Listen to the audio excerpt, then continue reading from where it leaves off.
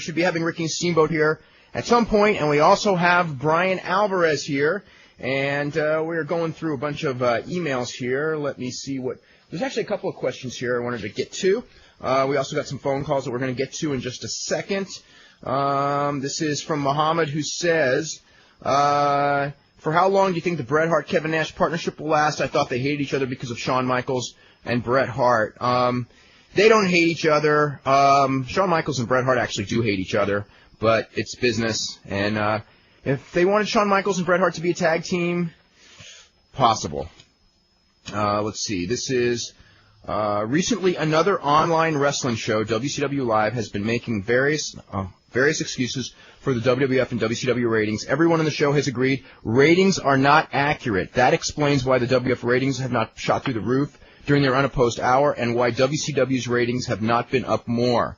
How accurate are the ratings, or are these guys just making excuses? There's some truth to it. I do not want to criticize them unless I hear the tape of exactly what they said, but the ratings, there's no such thing as 100% accurate or anything like that, but they're as close to accurate as we've got, and if they are as accurate this week as they were 6 weeks ago, 10 weeks ago, 20 weeks ago, and 100 weeks ago.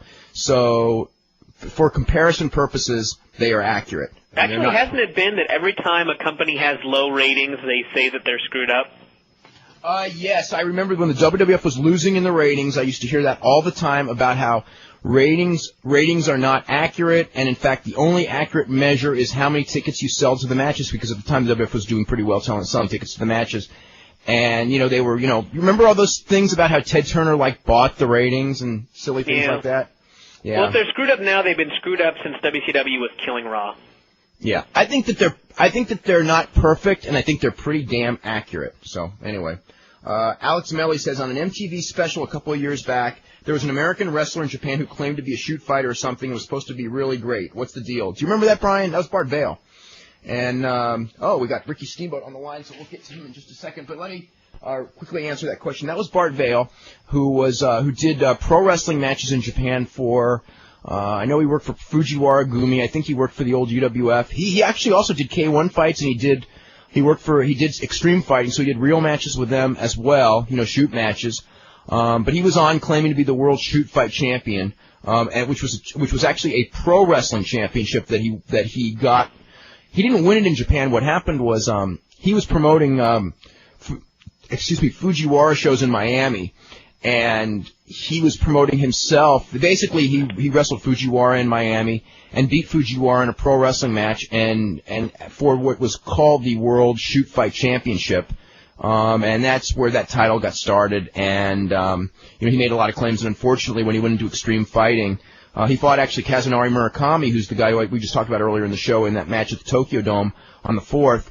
And Kazunari Murakami knocked him out. It was actually a pretty intense match.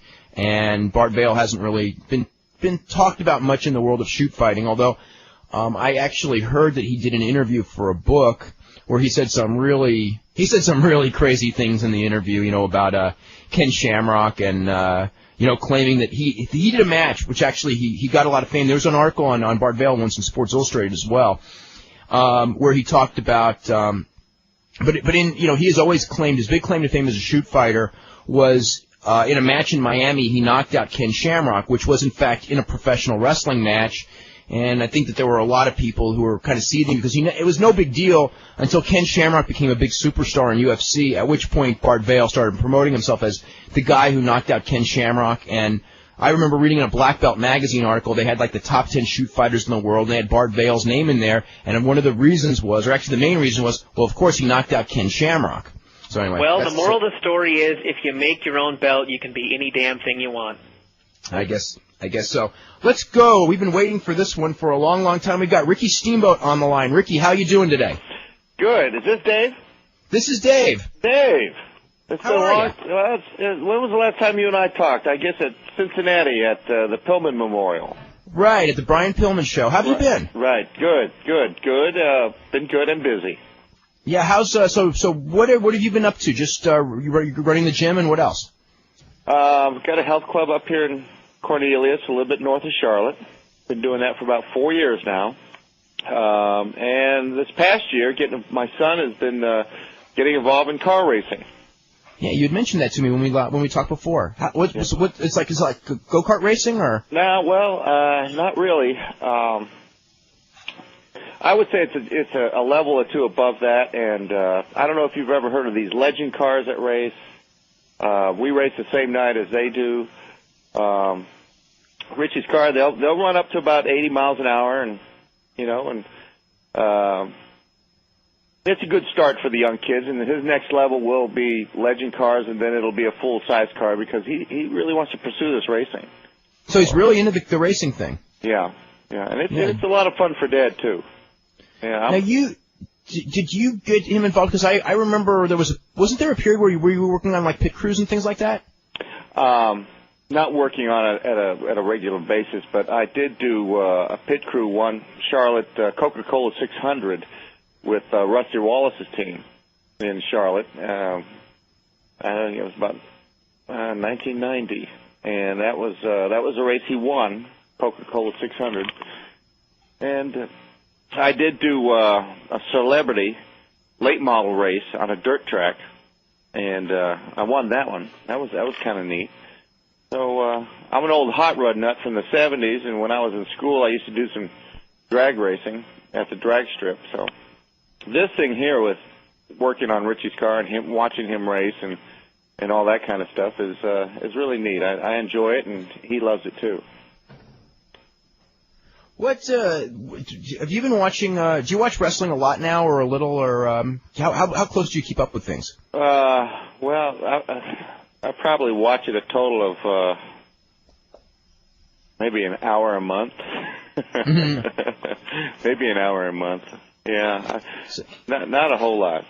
Not a whole lot. So you're semi caught up with. I mean, it's a totally different world than the world you left 4 or 5 years ago. Right. Yeah. Yeah.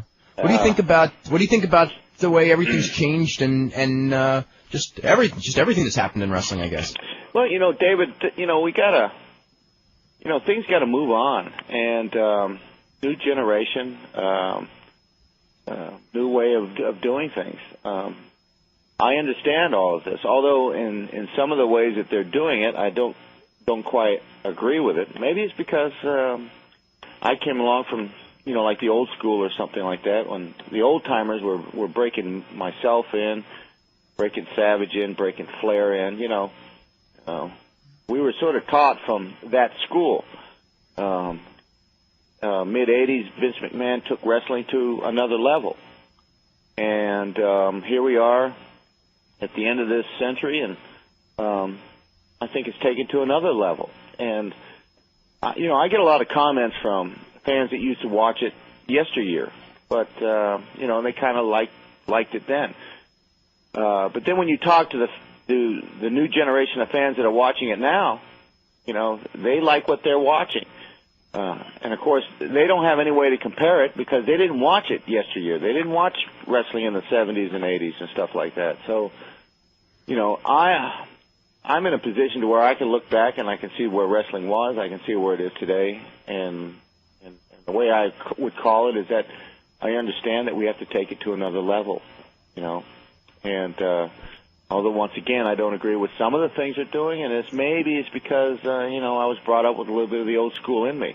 When Savage and Flair and Hogan, when we started coming along in the mid-'80s and WrestleManias and all that kind of stuff, we brought wrestling to another level. And at that time, always keeping in mind, too, a little bit more closer to the family and the kids could watch it and stuff like that. But you got to understand with the way everything else is going in television. I mean, you look at soap operas 20 years ago, and what they're doing today. Shoot, what they're doing today, you couldn't have done 20 years ago. And so it's just an evolution, Hey, come on, we got to move on. Okay. Are we there? Okay, we had our daily interruption right there, and we're back with Ricky Steamboat and Brian Alvarez. And Rick, the guy we have on the phone is Brian Alvarez from he does Figure 4 Weekly, and I just want to introduce you to since he's on the line as well. Hey, how's it going? Hey, Brian. How you doing? Pretty good. Good. I can barely hear you on this end. Okay, Brian, speak up. Bryan, how did you've seen most of the Steamboat Flair stuff, haven't you? Yeah. Yeah. I was actually, right before the show started, I got back some of the old issues of the Observer, and, back in '89, and I mean, one of the things that I just jogged into my memory was in 1989, Rick Steamboat and Ric Flair they had a lot of matches all over the country, but 3 national matches, so to speak, 2 pay-per-views and 1 national special, which went 55, 56 minutes. And they finished 1, 2, and 3 for match of the year that year, and nobody has ever approached. There's never been a 1-2 or anything like that. It was just like when I looked back on it and looked at the comments that a lot of people were writing, and it was just wow. It was like looking back, it's like there were people. I mean, a lot of people in this. We did a best of the '80s book, and a lot of people were talking about your match in New Orleans, Nashville, Chicago is like the greatest match that they had ever seen. That's what people were saying in '89 when you did those matches. It was looking back and even over the last week or two since the decade started, we got a lot of guests and people have asked about like the greatest matches of all time, and those matches invariably come up. Well, even like a lot of matches 10 years ago, when you look back on them now, they don't seem as good as they were then. But those matches, you look back, and they're still awesome. Rick, you there? Yes, yeah. I'm just listening to you guys. Yeah. Okay. I get a lot of comments about that too. Whether and it's most of the time it's with the fans that have been following wrestling for the last 10 or 15 years, and the question asked to me is that who was the greatest match? Who did I wrestle that had the greatest match? And well, it's almost a flip of a coin, because if you got to look at it in several different ways. A lot of people talk about the match I had with Savage at WrestleMania 3 at the Silverdome. Okay, and then they asked me about the Flair matches that I had, the 3 matches in 1989. Well, my answer to that, and in today's world when I'm talking to the wrestling fans, my answer to that is this: Savage is the kind of guy that, he likes to make sure that every single move, every single point, every single reason in the match, the storyline, the psychology is pretty much taken apart, dissected. If it works, we'll keep it, and then we're going to use it, and thought out, okay, planned out. And then, of course, matches with Rick and I, we'd look at each other in the locker room, and he says, okay, I'll just see you in the ring. So I don't know. When I talk to the guys, the boys, and they ask me that question, I say, well, look, if you want to look at it from a professional point of view, which is within our niche or our circle, I would have to say the matches I had with Flair, because we would just go out there and just wing it and listen to crowd response and psychology. And if something came up in the course of the match and we got a good response from it, with the fans, and then okay, we got a little fork in the road here, and we're going to take a right, and it changes. And but with the Savage, with me working with Randy, it was, we're going to do this step 1 through step 157, and whether we get responses or whether if it works, we just keep right on going through the numbers. So mostly when I talk to the guys and they ask me about that, guys that have in the business now but were watching us work then, that they weren't in the business, but that's my answer. I said, you got one that's everything's pretty well laid out, and then you got one with just a couple of 2 old pros in there that we're just going to go in there and wing it. So really, I think the hardest of the 2 decisions would be to go out there and have a match and just use your instinct and use your ears and your psychology and stuff like that you've learned, and do a match like that and carry it for 55 or 56 minutes like the one we had in New Orleans. Someone once told me that as far as like the WrestleMania 3 match with Savage, you were talking about like step 1 through 157. Yeah. And I heard that you guys had every single spot numbered, and that on the plane you could sit there and go, Randy, spot 42, and he'd go, arm drag. And you had the entire match worked out and memorized to that, I guess to that, is that exactly how it occurred, or? Well, that's a pretty close description, although we wouldn't do it on the plane because we try to kayfabe it, okay? Yeah. So, while we're on the road, maybe in the locker room or he would come to my room or I would go to his, we would have this thing scripted out. And so we got to the point to where I would turn page in my notebook. I'd turn page after page after page. Finally, about the fourth page, I said, okay, this is step number 112. I'm going to do this, this, and this. Tell me the rest of the match. And he would go through and tell me the rest of the match. And then he would get his book out, and he would flip through some pages, and he would say, okay, I'm on step number 86, and I'm going to be doing this, this, and this. Tell me the rest of the match. So this is, that's the way it was done. So how long before WrestleMania did you plan the whole thing out? Probably, a good month. Wow. We would take bits and pieces of ideas that we came up with and try it in the house show that we were working that night. Okay? And if we got a pop from it, if we got a response from it, I said, okay, we're going to use that in the pay-per-view.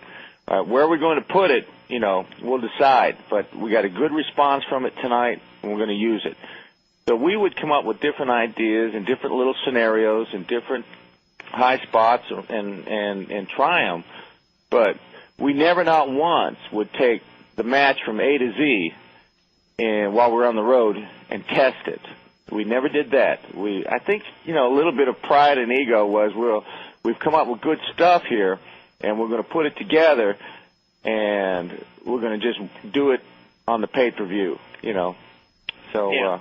What I thought was cool about that was because in the match there was like this one spot where the referee dropped down, and as he was getting down on all fours, his hand hit the mat once, and then he did a 2 count, but the crowd popped like they thought it was the pinfall. Right. And you guys knew that it wasn't, and you didn't even miss a beat. Right. Well, the ref was in on that. So many times, our goal is to paint a picture to where the fans think that they're going to be calling the fall, and then we sucker them, So that was the plan spot? And with today's workers, I don't know how in depth they get into even thinking about little stuff like that, Yeah. But it just, even people at home, and that was the whole the importance of it was the fact that Randy and I were saying, God, this is going to be at the Silverdome. This is pay-per-view WrestleMania number 3. This is, and then when we heard reports that the Dome was sold out, there's going to be 90,000 people there, and so, with the interest and everything being around Hogan and Andre, and deservingly so, being around those two guys, we said, Savage and I were looking at each other, well, let's take advantage of the situation. If the Silverdome has got 90-some thousand, you can just imagine what the buy rate and then the pay-per-view numbers are going to be. I mean, Hogan and Andre, okay, they drew the show and everything else. They drew the house. They drew the pay-per-view. But let's steal that son of a gun. And we tried our best to do that. And I just want to really quick read this email. It's from Professor Larry DeGarris, who actually wrestles as Professor Larry Briscoe. He's a professor of sports management, assistant professor of sports management at Washington State University, who knew Damien Demento. And he said Damien Demento's real name is Phil Thies. He was trained by Johnny Rods in Brooklyn and worked as Mondo Clean for several years, which we have talked about. He left the WWF to have surgery. When he returned, he wanted to do a new gimmick called 3D, a comic book character come to life. Vince was willing to take him back as Damien Demento, but he didn't want to do it. So he did a Bruce Willis movie, Die Hard 2. He still works some Northeast independent shows as one of the Bums, a bushwhacker-type version of two homeless guys. And so anyway, that's the story on Damien Demento. Somebody had somehow that name came up in the first hour. I wonder where Briscoe worked. That's around my area. Yeah, he's a professor at the college, and he still wrestles too. There was a story in the I think it was in the Seattle paper. I saw a story about him, and like this professor with a background as a professional wrestler. Yeah, I remember that. Yeah, David, I like your comment there with Demento working like the bushwhackers with the two homeless guys. That's what the guy said. That was quick. That was good. Okay, we've got Andy in Los Angeles here. Andy, what's happening? Hey, good afternoon, guys. Pleasure to talk to you, Ricky. Dave, just one thing before my questions for Ricky. Did you see The Rock on Fox News this weekend? I did not, no. He was on with Judith Regan again because she's the publisher of his book, and he was really out of character and very, very subdued. Nothing controversial came of it, but he appears to be doing all of his media rounds as himself rather than as the Rock character, which, after seeing him on MTV when he hosted it along with Mick, and he was in character where he came off as just an arrogant prick, I was actually kind of glad that he stayed out of character this one time. So that's that. Ricky, a bunch of questions for you, if I can get to them all. I heard a rumor that you said you thought you had one good match left in you and you wanted it to be with Flair. Is that true?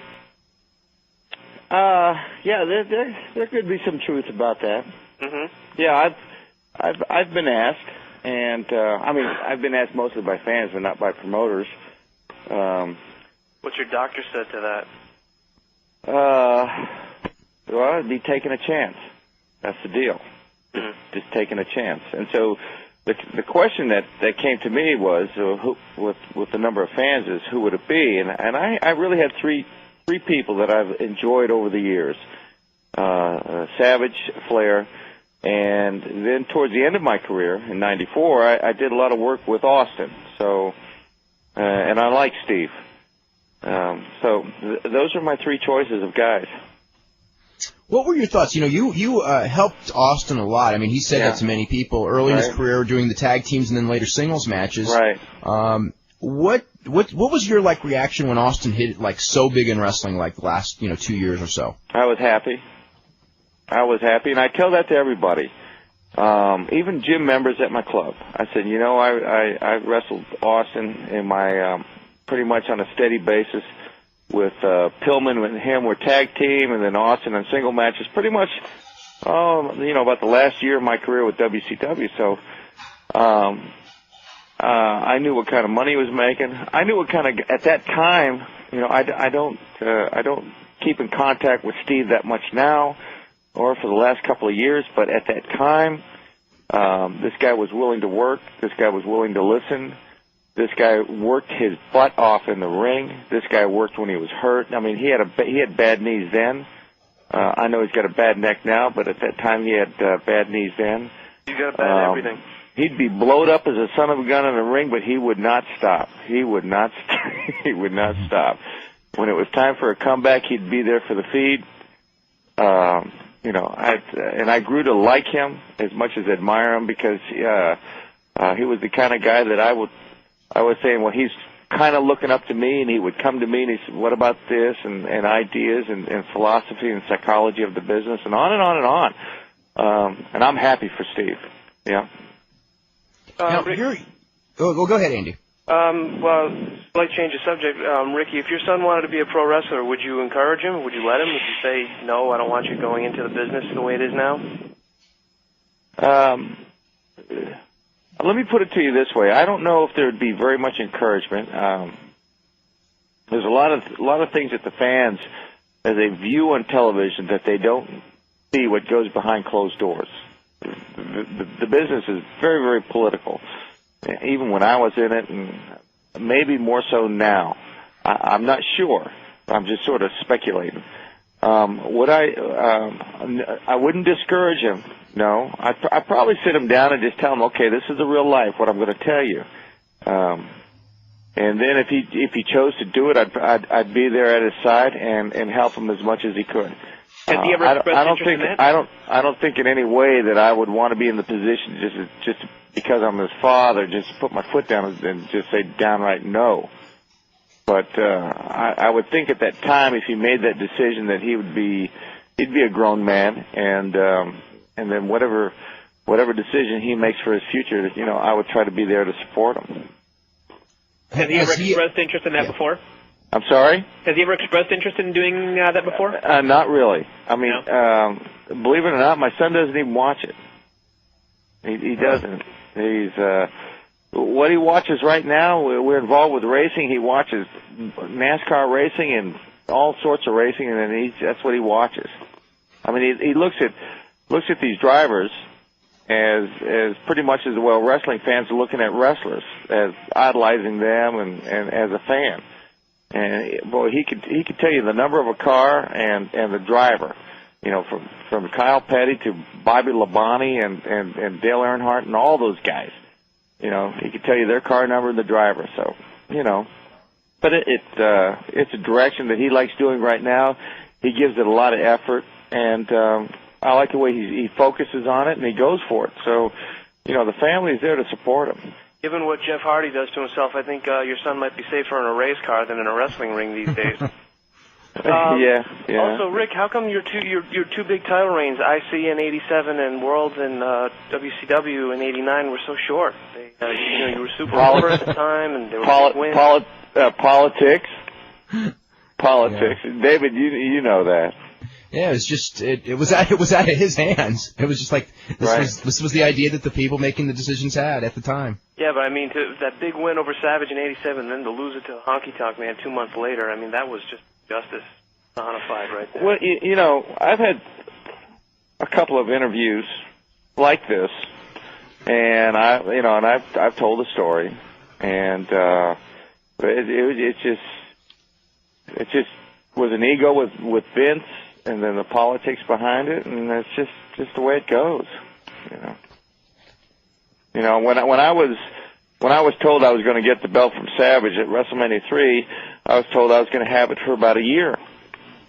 Well, it just so happened that the year that I won the belt was also the same year that my son was born, and prior to winning the belt at WrestleMania, I just, out of respect, said, my son is going to come along around the beginning of July in 1987. I'd like to have a couple weeks off during that time, just so I could be there for his birth. And the office, including Vince at that time, said, well, I don't see any problem. You're just 2 weeks, okay. I won the belt, and then it was, maybe about 4 weeks later at a TV, Vince came up to me and said that, okay, I'm going to be dropping the belt to Honky Tonk. And then I said, well, we had a discussion about it. I said, I told you before I won it, Savage, that would like to have that time off. But then Vince's comment says, well, it's too long to have the Intercontinental belt dormant for a couple of weeks. And I said, 3 weeks? I said, what are you talking about? I said, sometimes we don't go back to Chicago for a month later or something, or we go to Philly or, like that, the way they do bookings. We're traveling all around. I said, I don't understand this. And he said, well, no, I want you to drop it to Honky Tonk. And I said, well, okay, no problem. I'll drop it to Honky Tonk. And then after I dropped it to Honky Tonk, I said, after that and on TV, I said, well, I remember you asking for that time off to be with my wife. And so when my son came along, I said, instead of 2 weeks, I'm going to take 6 months off. So I took the rest of the year off. And Vince didn't like that either. I mean, it's just, it's kind of a way of a wrestler having the last word of it, And he looked at me, and I'm sure he thought that if he said, Ricky, I can't let you do that, at that time I probably would have given my notice. In a very diplomatic way. I'm not the kind of guy that goes and screams and hollers or gets pissed off or something like that. I try to do a lot of reasoning and logic. And so I just, very calmly said, remember when I asked for 2 weeks off? I think I'd like to have 6 months off. And he looked at me, knew that I was serious. And he said, well, okay. Well, when I came back, the example was made at the next WrestleMania, which was at, Jersey? Yeah, Atlantic City. Yeah. And that was when they had the belt up and they're having a tournament, right, David? Yeah, right. Yeah, that was the night that Savage won the belt. And I was eliminated by Valentine in the first round. First round, right. And I was looking at the card. I was looking at the brackets. They sort of had like brackets made up. And I said, okay, I get Valentine in the first round. And I said, okay, I'm just thinking to myself, I'll go over him. And then Savage, I knew Savage was going to win the belt. So Savage, I got him in the second round. I'll repay him the favor in a way that the way pros used to think about. Savage let me win the Intercontinental belt in WrestleMania 3. Okay, so I'm going to repay him the favor in round 2, and so that he can keep moving on, keep advancing, and win the belt. No problem. It really, really shocked me when I was told by Strongbow that I was going to lose in the first round of Valentine. I said, wow. Yeah. But that was just the way of Vince just getting back a little bit, Yeah, especially coming off of the fact that you had made such, at that point in time, the match you had in Pontiac, and a lot of the matches you had, but that one had become, a pretty famous deal. So a rematch of that at WrestleMania, people would have, they would have popped pretty big for that one, especially on that show, because that wasn't the best show in the history of wrestling, that '88 WrestleMania. No, I agree with you. No, it wasn't, and I'm sure that the fans would have just been really interested to see what the outcome of that match between Savage and I, for Atlantic City.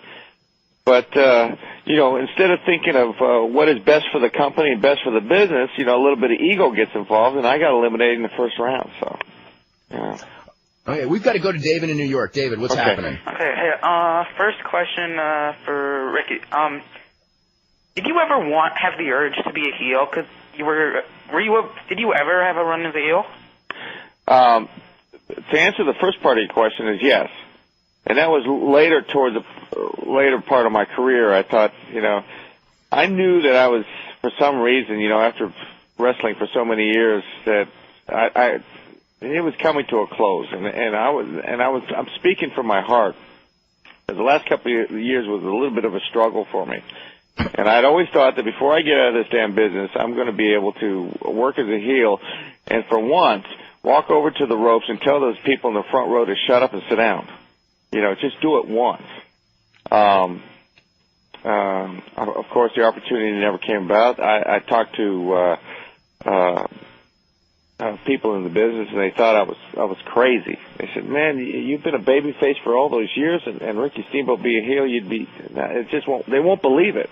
That's the answer I got. They said they just will not believe it. So, and that was at the time when the business was, let's make it believable. Is Dave still on the phone, or are we going to go to Corey right now? I'm still here. Okay, go ahead, Dave. Next question for Ricky is, I think it was last year at the Brian Pillman Memorial Show that you and Ric Flair hinted at doing a match at this year's show. I mean, have you talked about doing that at all?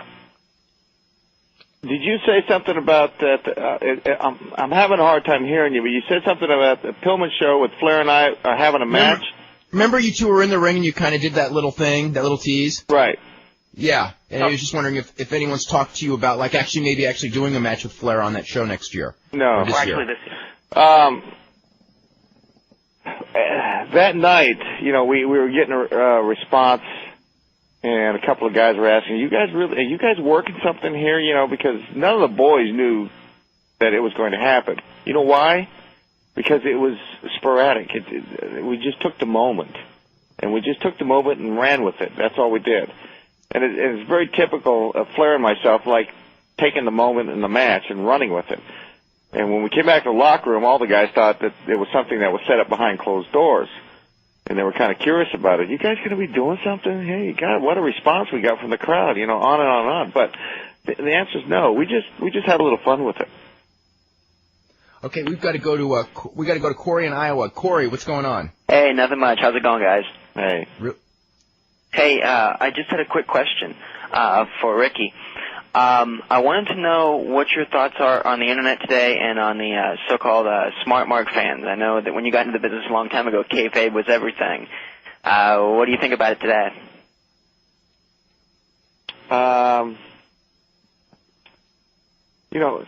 Once again, I understand that we got to move on. We're on the business has changed.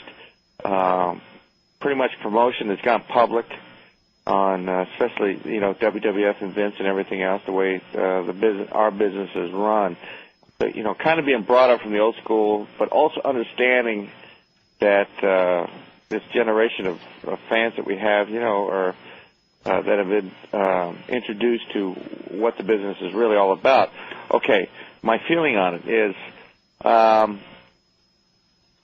when people ask me out on the road about this, and this in the business, or whatever it may be, or whatever the question may be, I can't give them an answer like, oh, man, it was real and everything else and all that kind of stuff, because they give me a look back like they know that I'm lying. They actually know. So I can't help the way that the exposures went. I have no control over that. So actually just instead of trying to cover up and play hard-nosed with it, any questions they ask me about the business, it was done this way and it was done that way, and what you heard was true, and this and this and this and that. And the business has turned more into that entertainment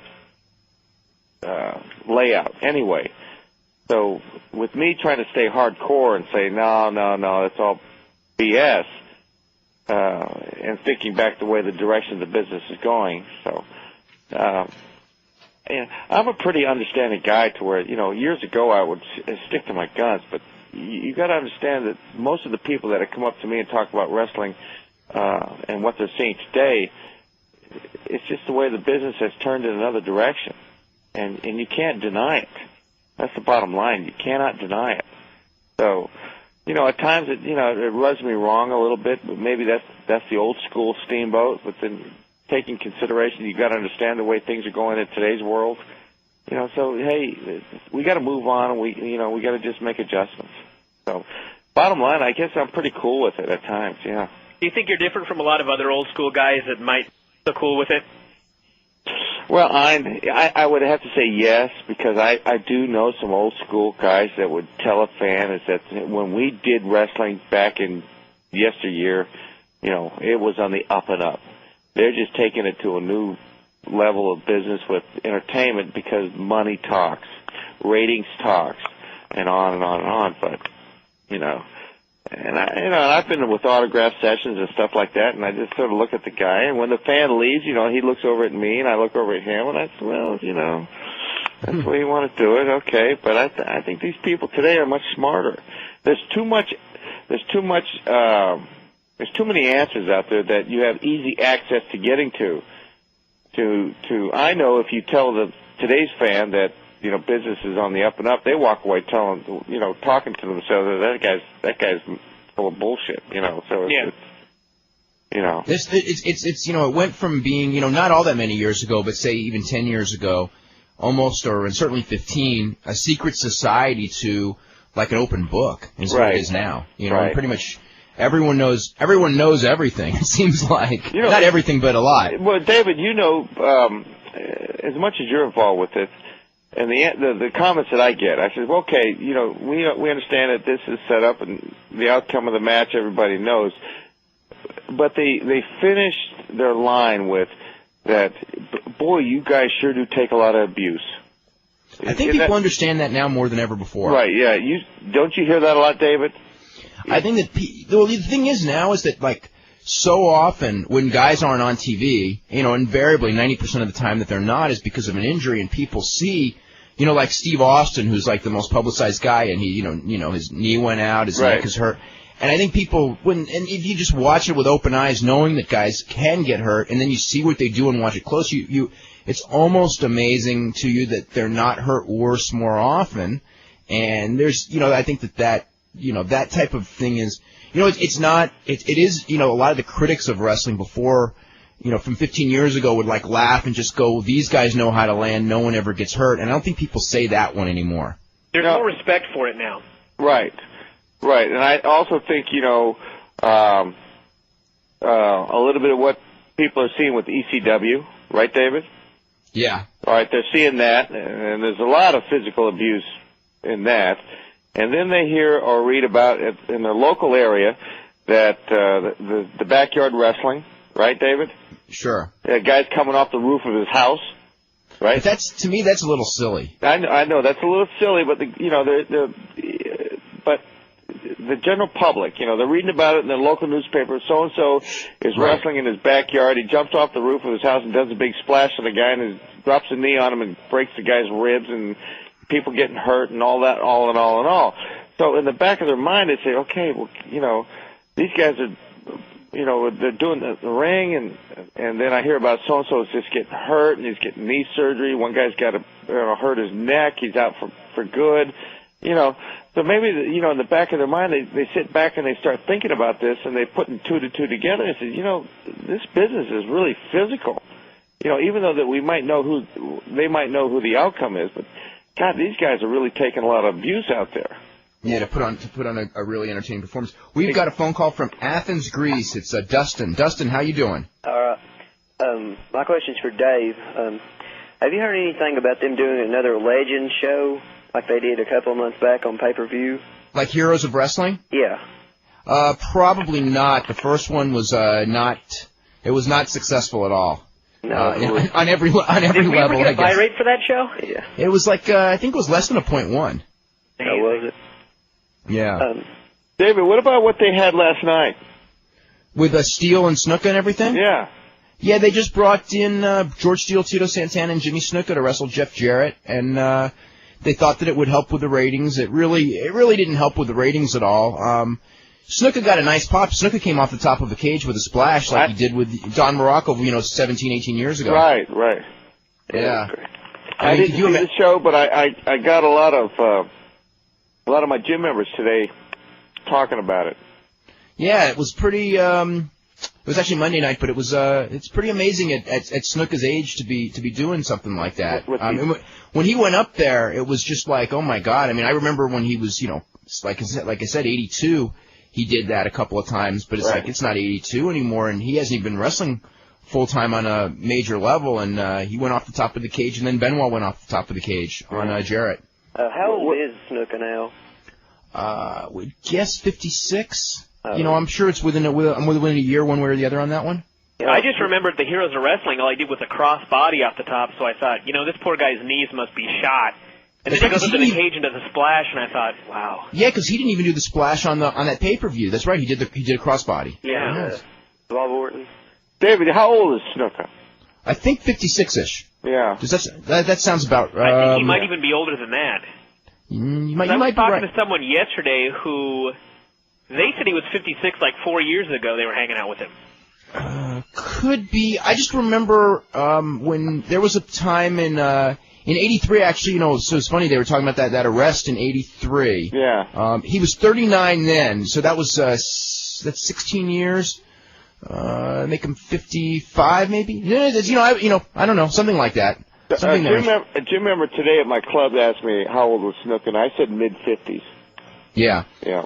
Now, didn't you do a bodybuilding contest with him, or maybe even more than one? At one point. We did one. Yeah. We competed against each other one time. Yeah. That was interesting. Yeah. Have you heard anything about Smash's condition either? From the demolition. Yeah, I talked to Axe back in September, and he said Smash broke his back in Japan. Barry Darso? Now, yeah. Barry Darso's wrestling for WXO, I think. Axe told me he said he was over in Japan, and they got powerbombed outside the ring and got hurt real bad, and he's in the hospital in New York. No. He's crazy. He's wrestling in. He's wrestling for the WXO group. He was working with Barry Darso in WCW until they let him go. Oh. Have you heard anything about Flair coming back? He hadn't been on Nitro in a while. Flair, they talked on Friday about bringing Flair back, and the two sides still didn't come to an agreement. Flair wants to come back as a heel. They want him as a babyface. He didn't want to come in and get squashed by Nash, which was, even though that's not what they say they want, when you look at the booking, that is what they want. So it's kind of, I don't think he wants to come back and be putting Nash over every time now. There's a lot of, I think Flair is and rightfully so, is unhappy about the fact that he probably means more in ratings than just about anyone in the company. And, he's had a longer career and all that with the company than anyone. And he's making, and he willingly works house shows, which most of the top guys don't do. And at the same time, he's making like half of what these other guys are making that, are not even as big ratings draws or house show draws as he is. So there's a frustration there right now. Or even showing up as many house shows as he is. Well, he's willing to go. I mean, these other guys, don't want to go, and then when they do go, they start coming up with injuries like 2 days before they're supposed to go on the road. Well, that's what I'm saying. Here's Flair. Maybe 15 years older, okay, than these guys. Making half the money. Working twice as many shows. That's what I meant. You know, showing up at the house shows when these guys are doing no shows. Right. Right. And So. getting paid half the money and on and on and on. You know, just the way that part of the business sort of befuddles me in the way it's turned. You know, these guys are still being able to get. You know, David, years ago, if it was a situation to where I wasn't going to show up at these house shows because either I got a stomach ache or something, or my knee hurts, you know, my pay, you would get paid. Yeah. You know, that's the bottom line. And if it kept up, you'd be having a loser leave town match with a U-Haul stuck on the back of your car. Yeah, and they would actually enforce the stipulation. Now they do loser leave towns, and then they wrestle the next day. Right. On TV. And even if you get like a $500 bonus now, if you're making $1.5 million, you can go without that $500. Yeah, that's the other thing is that the contracts are so big, and these guys now think that they're, you know, and in a sense they are, that they're television stars, and that it's beneath them to actually do house shows. That's one of the things that's really hurt the WCW house show business, because that mentality is not there in the WWF. Well, you know, everyone who's physically able is on the road. Well, that's what I heard is, you know, the difference between they advertise who's going to be at the house show, then actually the guys that do show up, and the number of substitution that keeps going on and on and on has hurt the company.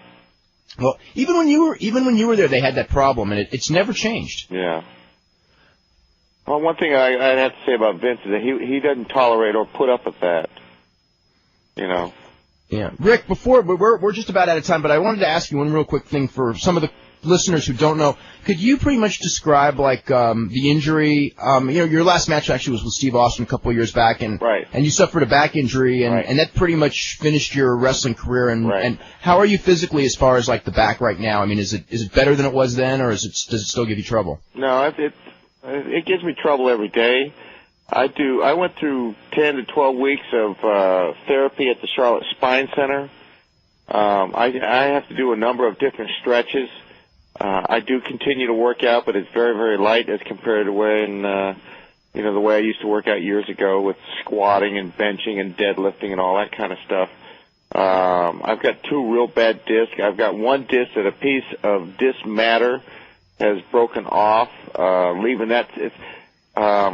It's almost like an inner tube in a tire, and it's bubbled out. Okay, so that area is really weak. I had what I did. I suffered a spinal compression in which my vertebrae compressed, and I do have periodic pain down both legs. I even have a thing that's called floppy foot, to where my one leg will go completely dead all the way down to my foot. So it just flops, and so you know, I just got to be careful. My heart would like to have those matches with the Flair or the Savage or the Austins, but you know, my head is telling me physically, you know, I could have a real bad bump in the ring, and it could really create a problem, and which would affect me for the rest of my life and what I'm able to do with my son. Even something as simple as going out there and throwing the football or baseball with him, things will change. I've been to 4 different specialists, been to Duke University. I've had CAT scan and MRIs done to my back. I kept going for different doctors and getting different opinions and hoping I'd get the one guy that would tell me, he said, well, you know, I think you'll be all right to go back. But on 4 different occasions, 4 different specialists, and not one of them calling up the other doctor and saying, well, what do you think? They never converse with each other. I got the same answer. They all kept telling me, you have one bad bump on your back. We're going to put these 2 screws in your back that are about 3 inches long, and your life is going to change for the rest of your life. You know, so, you know, after 4 different, you know, I just, man, what the hell's going on here? You know. Did you ever settle the law? Do you have a lawsuit outstanding with WCW at one point? Not all that long ago. Is that still going, or is that pretty much done? Say again. You had a lawsuit with WCW, I think, a couple of years ago? Right. Is that still going, or has that been settled? We never settled, and it's not going on. Okay. They just played hard-nosed with me. I think I had about 2 months left of my contract, maybe 3, about 12 weeks. I felt that after working with the company, and as hard as we did, they just cut me off for the last 12 weeks of my pay. And I said, and we weren't talking a whole lot of money, not by today's standards. And I just thought it was a rook. I got hurt working for you guys. I said, finish paying out my contract for about the next 12 weeks. There's guys now that don't even work and they're still getting their big money. Oh God, you wouldn't even believe it now. David, before we close, how much time we got? We're actually totally done. We got to get out. So anything real last you want to say right at the end? Maybe. All right, just some food for thought, and you and I could do this again. Okay, I'd love to. All right. Can you imagine? I mean, everybody asks me, Ric Flair back in his day, and all that kind of stuff. Randy Savage, myself, Jake the Snake Roberts, and all that guy. How about if we took the cast of characters, all those guys in their early years, the way they brought the business? What kind of reaction would they get in today's wrestling with the way they're promoting it? But look at a rookie Flair. Look at a rookie Savage. Look at a rookie Don Morocco, or look at Jake the Snake, and all those guys. You know what I'm saying? Mm-hmm. Do you mean in their prime or? Everyone, if they, it's all the political game. If you were allowed to shine, you would. I don't think there's any question. It's a question of being allowed. I'm looking at a Flair of 1976. Yeah. Rick, we are totally out of time right now. Okay. I've got to get running. Okay. Right. And don't forget, everybody, we'll be back here at 6:00 tomorrow. I want to thank Ricky Steamboat. I want to thank Bryan, and don't forget Bryan's on Yahoo tonight in an hour.